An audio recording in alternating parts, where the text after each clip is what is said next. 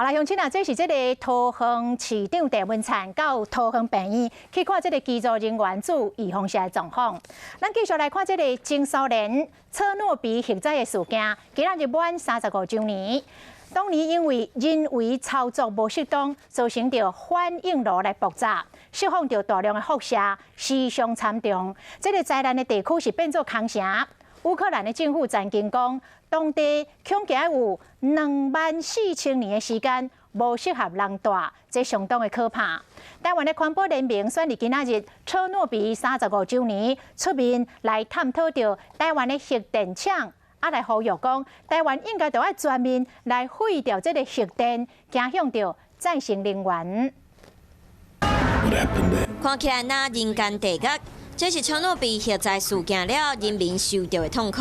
美国也一天现35年前4月26号车诺比爆炸当时的状况。当地当然那个景象是非常凄惨。35年后，环保联盟搁一摆呼吁台湾废除核能。车诺比核灾，台湾不要重演。一旦发生灾难的时候，台湾首都正经区、金华区就毁灭了。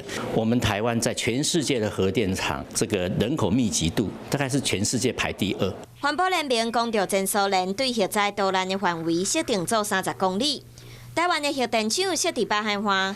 若是灾难来临的时，导弹方向延伸20公里，对台湾来讲真恐怖。